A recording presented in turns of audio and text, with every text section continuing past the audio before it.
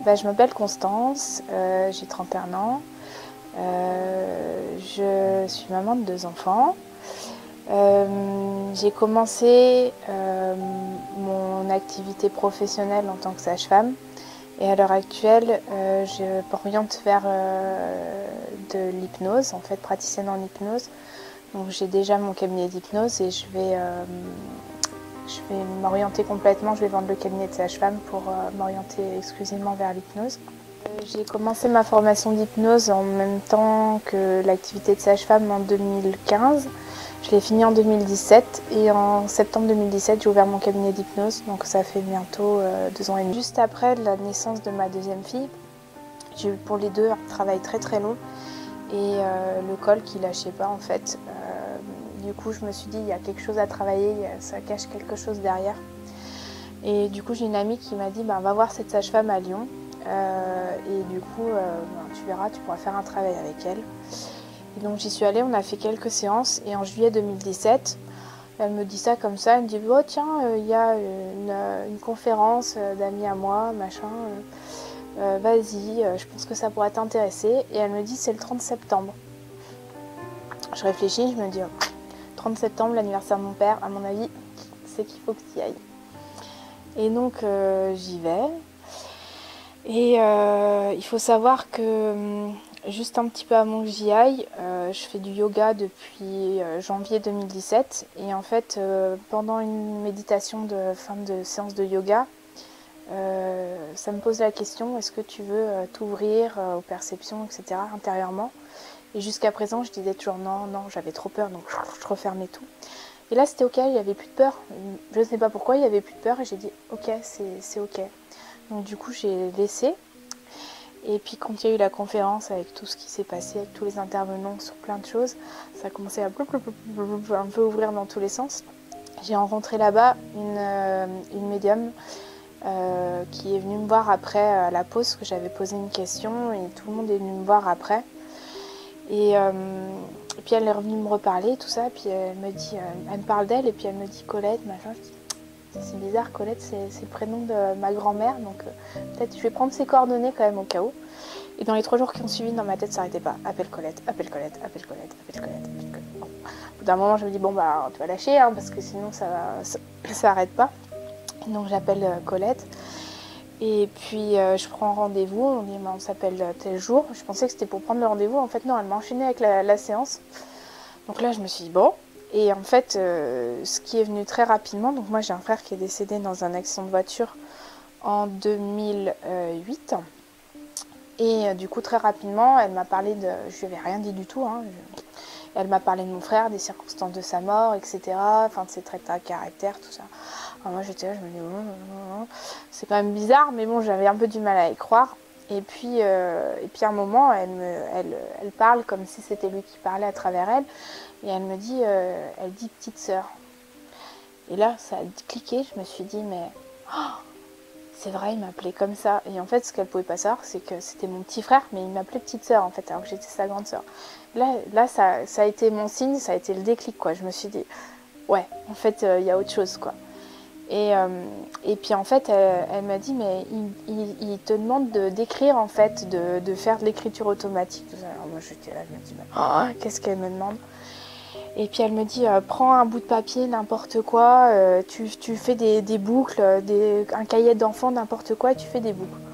Alors je suis bon. Puis je suis sortie de la séance en me disant, s'il y a ne serait-ce qu'1% de chance que tout ça soit vrai et que ce soit vraiment ton frère qui te parle à travers cette dame, tu peux pas ne pas accepter ce qu'il te demande. C'est pas possible. Je rentre à la maison avec mes enfants, mon mari, et sur la table du repas, là où je mange d'habitude, à ma place, il y avait un cahier un magazine de mes filles qui était ouvert. Et sur le fond de la page, il y avait des boucles comme ça. Et là, je me dis, ok, c'est bon, j'y vais, je m'y mets. Puis bon, après, j'ai développé tout ça. Puis ça a commencé à développer un petit peu toutes mes perceptions.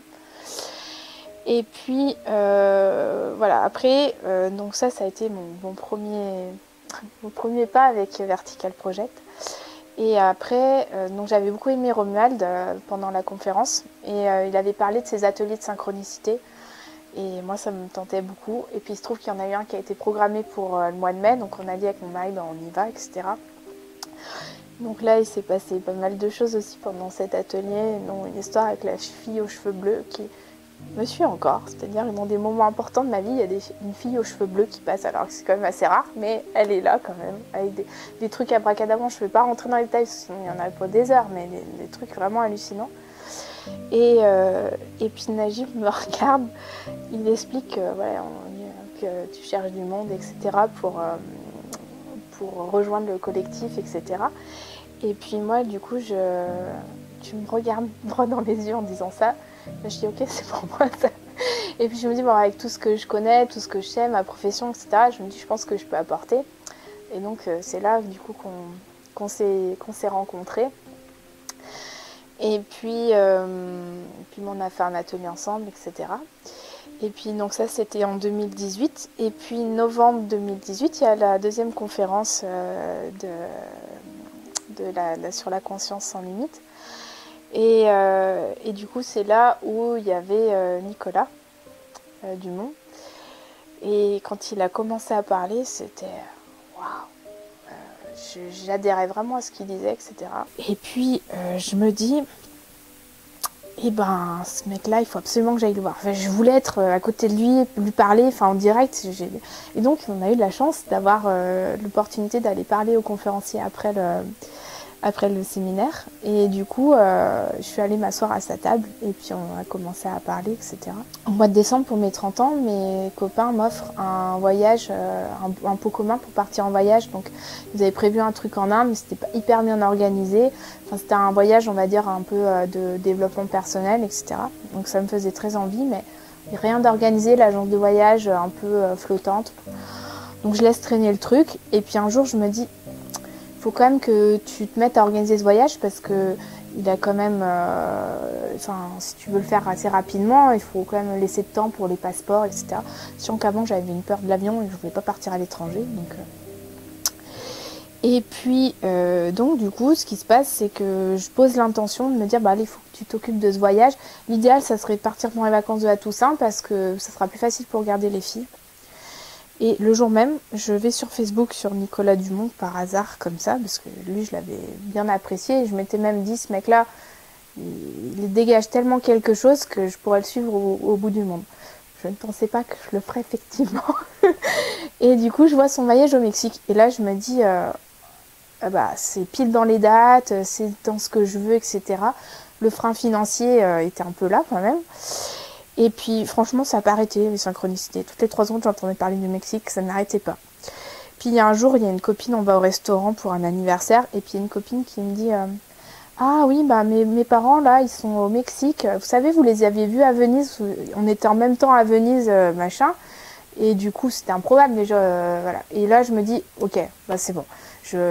Là je lâche l'affaire, je lâche le truc, je suis la vie, donc je m'inscris au voyage. Et Nicolas nous dit oui, mais enfin par contre, vu que c'est un voyage avec la respiration holotropique, je veux pas que vous découvriez ça là-bas, je veux que vous découvriez ça d'abord en France, dans votre pays natal. Alors moi je me dis bon, et je dis qu'est-ce que c'est que ce truc pour qu'il faut absolument le découvrir avant. Et puis je lui dis écoute, t'es un peu loin, t'as pas quelqu'un plus près. Il me dit si, il y a Caroline, machin. Donc je regarde, pile le week-end suivant, il y avait un stage. J'ai dit à mon mari, il faut qu'on y aille tout de suite pour savoir si on y va ou pas au Mexique, pour qu'on réserve après.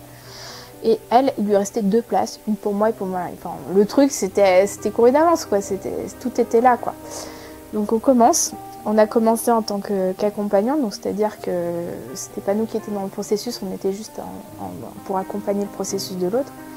La musique démarre, je vois le truc qui se met en branle, je vois le regard de mon mari comme ça, et lui il comprend tout de suite, et moi je dis je veux faire ça. J'étais passionnée par le truc, j'ai dit ouais, je veux faire ça. Du coup, on finit la session, donc il y a un cadre qui dit qu'il ne faut pas qu'on prenne de décision tout de suite derrière, etc.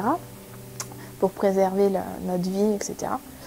Donc il y avait 1 mois de cadre, donc pendant 1 mois je ne prends pas de décision, mais entre temps je vois la vidéo de ma formatrice pour la session. Et toutes les dates calaient tout, tout était, on dirait que c'était fait pour, quoi, c'était à côté, donc je commence à réfléchir tout ça. Et puis en fait, je l'appelle et du coup, pour avoir des informations, etc. Et donc là, il faut juste que je fasse un petit retour dans le temps parce que la fameuse Colette qui m'avait fait une séance, je l'ai rappelée un an plus tard. Donc là, la première, c'était en octobre 2017. Et je l'ai rappelée juste avant la conférence de Nicolas Dumont en novembre, parce que je me posais un peu des questions sur mon avenir professionnel, sur ce que j'allais devenir, tout ça. Et donc la première personne qui est venue encore, c'était mon frère. Et elle me dit, il me parle d'une Brigitte. Moi, je dis Brigitte, ça me dit rien. Il dit si, Brigitte. Je dis bah non, franchement non, Brigitte, ça me dit rien, quoi. Et puis ça insiste, et puis elle me dit, non, il me dit que note-le, mais tu comprendras plus tard. Voilà, moi, bon, je mets Brigitte, point d'interrogation, puis je laisse traîner le truc. Et puis, du coup, donc j'appelle la formatrice de la RH, tout ça. Et puis, je prends le premier cahier qui passe, je fais pas gaffe, machin, et puis je commence à écrire. Elle me dit, bah, t'appelles le Césum, tu écris Brigitte, machin. Alors moi, tu dis que c'est Brigitte. Moi, j'écris bêtement Brigitte, machin, sur mon cahier, les informations, le numéro à appeler, tout ça. Puis après, je raccroche. Puis bon, je me posais des questions, parce que ça coûte cher, cette formation, quand même. Et puis, je reprends le cahier, et c'est le cahier où j'avais pris les notes de la séance du mois de novembre. Et je mens pas, hein, je pourrais l'amener, le cahier. Sur 2 pages avant, le Brigitte et le Brigitte sont superposés, donc un avec un point d'interrogation et l'autre, voilà, et ils sont superposés l'un et l'autre, sur la même ligne et tout. Là, je me dis, ok, ok, j'y vais, c'est pour moi, et voilà, c'est vraiment... Et donc, du coup, tout ça pour expliquer que voilà, maintenant je suis en formation de respiration holotropique, je vis plein de choses, il y a plein de... vraiment, ça ouvre sur beaucoup de choses. Et en fait, le point de départ, c'est toi et cette sage-femme, enfin tout s'est défilé comme ça, enfin cette sage-femme qui m'a envoyé à ta conférence et tout ce que tu as proposé, et tout ça s'est déroulé comme ça, quoi. Je te remercie en tout cas, mais aujourd'hui, toi, tu as travaillé pour arriver à prendre ce plaisir que tu prends actuellement. Il a fallu un certain être aussi ouvert, avoir le ouvert. Et si tu dois donner des conseils à des personnes, parce que ce que tu arrives, c'est formidable. Tu as vécu des cascades de synchronicité, tu es, on va dire, l'extraordinaire, tu as un peu guidé pendant tout ce temps. Quel est le moteur de tout ça? Le moteur principal, je dirais, moi, c'est la curiosité. Vraiment, depuis toute petite, en fait, je me rends compte que je vis des choses depuis toute petite, mais jusque-là, j'en avais un peu peur, quoi. Et en fait, ça m'a toujours intéressé, tout ça. En fait, j'ai toujours lu, j'ai toujours essayé de comprendre, essayé de ressentir. C'est vraiment ça. Et cette curiosité un petit peu, je dirais pas naïve, mais c'est un peu ça. C'est-à-dire jamais prendre pour argent comptant ce qui est dit ou ce qui est raconté, mais ouvrir, se laisser faire, se laisser découvrir. Et voir si ça parle ou si ça parle pas. Et en fait, à l'intérieur, quand c'est juste, ça parle toujours. Et on sait les choses, en fait. Et ouais, c'est vraiment, je crois que c'est mon moteur, ça a été ça, la curiosité. Et cette pulsion intérieure, cette envie d'aller découvrir des nouvelles choses, voilà, d'avancer. C'est presque une curiosité, une envie à en mêler de joie, quoi, de découvrir tout ça. Voilà, j'ai vraiment envie de... Puis ça continue, hein, ça s'arrête pas, quoi. C'est vraiment dès que je découvre des nouvelles choses, waouh, c'est chouette. Pour moi, je pense que pour les personnes, le plus grand frein à l'évolution de la personne, c'est la peur. Et moi aussi, j'ai vécu la peur. Donc, je sais ce que c'est. Et c'est avoir ce courage de transcender la peur, d'aller plus loin et de faire ce pas pour aller au-delà. Et il y en a qui disent... quand on a peur, c'est un bon signe. C'est qu'il y a quelque chose derrière. Et il faut sortir de sa zone de confort pour aller dans la zone de magie. Il faut traverser la peur pour aller dans la zone magique où il y a tout qui s'ouvre. Et moi, vraiment, j'ai, entre guillemets, été appelée par tout ça. J'avais des perceptions, j'ai des choses... Je pourrais en parler aussi. Hein. J'ai vécu beaucoup de choses petites où j'avais des choses à l'avance, etc. Mais en fait, j'avais une trouille de tout cet invisible, j'ai envie de dire, qui était là autour de moi, qui me donnait des informations. j'avais peur, puis fallait pas que ça soit dit, je pouvais paraître bizarre, j'avais peur d'être rejetée par les autres. Donc toutes ces peurs-là, je les ai connues. Et je pense que vraiment, c'est cette séance de yoga, là, je sais pas pourquoi c'était à ce moment-là, mais c'est que ça devait être comme ça, où vraiment j'ai senti qu'il n'y avait plus de peur et que c'était ok, je pouvais y aller, quoi. Et c'est là que ça a commencé à s'ouvrir. Et puis maintenant, ça fait que s'ouvrir. Ça me fait exactement penser, tu vois, il n'y a jamais de hasard. Cet après-midi, j'ai vu une patiente pour la préparation à la naissance en hypnose et qui voulait ça m'a fait rire parce que des outils pour gérer la douleur, pour être armée contre la douleur, etc. Et vraiment, j'ai pu l'accompagner vers quelque chose de complètement différent, c'est-à-dire accueillir la douleur, être dedans, accompagner le processus et pas lutter contre le processus. Si on veut que le col s'ouvre pour laisser passer le bébé, si on lutte contre, ça ferme et ça ne peut pas laisser le processus se faire. Et en fait, j'ai pu la guider là-dedans, je m'en suis rendu compte en même temps que je le faisais et aussi après, parce que moi j'ai été là-dedans à un moment donné, dans cette lutte, dans ce vouloir, Et en fait, j'ai réussi à transcender ça et à rentrer dans la souffrance, dans la douleur. Parce qu'il y a la douleur, mais plus vastement, il y a la souffrance. On est quand même, je trouve, dans une société où on ne veut pas avoir la souffrance, on ne veut pas souffrir. On met tout comme ça, de loin, et on rejette, on bloque tout, etc. Et en fait, je me dis, mais si on voit la souffrance, non pas comme une ennemie, mais comme une alliée et comme quelque chose, une conscience à part entière qui a besoin d'être aimée et d'être accueillie. Ben, plus elle va être rejetée et plus elle va être violente et plus elle va vouloir aller contre et gêner, etc. Si on l'accueille à bras ouverts et qu'on lui donne de l'amour et qu'on la prend avec nous, eh ben, elle n'a plus besoin d'être aussi violente. Et du coup, la souffrance, elle diminue. Ça, c'est un chemin que j'ai fait grâce à notamment un séminaire de respiration holotropique en formation. Ce chemin-là, je l'ai fait entièrement. Ça a été assez violent, hein, ça a été difficile, etc. Mais je suis arrivée à passer ça. Et du coup, tout ce que j'ai passé dans ma vie, eh ben, je peux aider les gens à passer ce cap-là aussi, en fait, beaucoup plus facilement. C'est un peu comme si on était comme ça, là il y a le bien, et là il y a le mal, et on fait comme ça. On ne veut pas voir ce qui se passe là. Et en fait, pour que la vie existe, pour que tout soit en place et pour que le monde tienne, il faut l'équilibre entre les deux. Et on ne peut pas vivre sans l'autre. C'est toutes les c'est pas les mythologies, c'est toutes les spiritualités, le Tao, le bouddhisme. Ils sont tous là-dedans, dans cet équilibre, le yin et le yang, etc. Et en fait, si on renie l'autre et si on ne veut pas accepter l'autre, automatiquement, on ne peut pas non plus accepter. On ne vit pas, en fait. On est dans une non-vie. Pour vivre vraiment, il faut être avec les deux. Et c'est un équilibre à trouver. Et le mot équilibre, c'est le premier mot que j'ai tiré en arrivant en formation de respiration holotropique. Et c'est vraiment quelque chose qui m'accompagne dans tous les instants de la vie. C'est trouver cet équilibre et comprendre que la vie, le processus de vie, c'est un équilibre en permanence, en fait. Mais vraiment, et puis c'est très fin et ça bouge tout le temps. En chaque instant, il y a quelque chose qui bouge. Et vouloir refuser une partie de la balance, c'est pas trouver l'équilibre. L'équilibre, c'est vivre avec les deux en acceptant pleinement les deux. Ça, c'est tout un chemin. C'est un langage que moi. Je pense que autant de bénéfices et de choses apprises, autant il y a de souffrance derrière. Et j'ai souffert, ouais, je peux le dire. J'ai souffert mais la souffrance, et j'ai vécu ça aussi. Moi, je vois ça comme les deux faces de la même pièce. Il y a la souffrance d'un côté et la force de l'autre. Et la vulnérabilité et la force aussi. Enfin, c'est un peu. Et en fait, de souffrir, ça donne une force derrière, de se relever. Et moi, très tôt, hein, quand mon frère est décédé, j'avais 20 ans. Donc j'étais quand même assez jeune. J'ai été accueillie à la fleur de l'âge.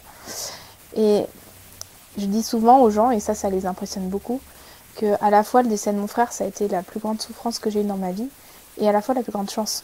Et je peux pas dissocier les deux, c'est parce que le fait qu'il soit décédé, ça a été horrible pour moi, parce que ça a été très violent, c'était un accident de voiture, mais ça m'a apporté tellement de choses derrière, parce que pour survivre, vraiment pour survivre à sa mort, j'ai vraiment eu l'impression d'une partie de moi qui est partie avec lui. Pour survivre, il a fallu que je trouve des réponses, que je cherche. J'ai bouquiné je ne sais pas combien de bouquins sur l'après-vie, etc. J'ai fait beaucoup de choses, je me suis questionnée beaucoup sur la mort, etc. Et tout ce questionnement-là et toute cette avancée, et là où j'en suis aujourd'hui, ça serait jamais arrivé sans la mort de mon frère, je pense. Ou en tout cas, pas à cette vitesse-là, en tout cas. Donc, je le remercie. Moi, en 2011, fin 2011, j'ai voulu tout changer de ma vie. Simplement, j'ai mis en place plein de choses pour changer des choses dans ma vie. Et j'ai rencontré une thérapeute qui m'a dit mais qu'est-ce que tu veux faire dans ta vie réellement? Qu'est-ce qui te fait vibrer quoi? Quelle est ton aspiration profonde? Et moi, ce que je lui ai répondu, c'est je veux être une grande sage, comme les moines tibétains, etc. Tout ça. Donc c'est ça qui m'inspire au quotidien, c'est essayer de comprendre la vie et l'existence le plus possible en fait, d'avoir quelque chose de très large au niveau compréhension. Donc j'apprends tous les jours de la vie et avec pour objectif, moi pourquoi j'ai envie de faire ça, c'est pour que je puisse aider les personnes en fait, c'est pour transmettre, c'est pas juste pour être le grand sage posé sur son coussin, non c'est vraiment pour que les gens puissent me voir et puis que je puisse leur transmettre quelque chose. Il y a vraiment ce côté de la transmission et de la connaissance de la vie. Et finalement, si je suis sage-femme, il y a aussi le mot sagesse dedans. Et il y a ce côté accouchement, et c'est vraiment ça que j'ai envie de faire, de transmettre la vie en fait. C'est cette conscience de vie, c'est cet amour de vie, c'est vraiment ça que j'ai envie de faire. Donc ça, c'est ma vision au plus long terme, enfin c'est mon axe, on va dire. Je pense à tous ces gens qui sont derrière leurs petites vidéos et qui ont envie de changement, qui ont envie de quelque chose d'autre que ce qu'on nous propose. Et je leur dis, mais allez-y, foncez, faites-vous confiance, il y a plein de choses, il y a plein de gens pour vous aider, faut trouver les bonnes personnes. Et là, ici, là, dans le cœur, vous savez exactement là où vous devez aller. Et si vous écoutez autour, la vie, elle vous guide. Et depuis mon voyage au Mexique, on a fait une cérémonie du feu toute la nuit. Et on avait apposé une intention au feu. Et l'intention que j'ai posée, c'est servir la vie. Et m'agenouiller et me soumettre à la vie. Parce que c'est elle qui nous guide. Et je dis, ok, je suis là pour te servir en fait maintenant. Et depuis, j'ai une foi et une confiance. Des fois, ça m'impressionne même. J'ai une foi et une confiance inébranlable en la vie. Mais inébranlable. Maintenant, je sais que quoi qu'il arrive, elle est là derrière moi, elle me guide. Et cette conscience-là, ce fluide, enfin, il y a plein de gens qui l'appellent différemment, cet amour. Enfin, je sais que ça m'apporte, même si c'est des fois dans la difficulté, dans la souffrance, hein, c'est pas facile, je sais qu'elle m'apporte toujours le meilleur pour moi-même et qu'elle est là pour me guider. Et ça, c'est un magnifique... Cette foi, cette confiance, ça permet de faire tellement de choses. C'est un magnifique cadeau qui m'a été offert.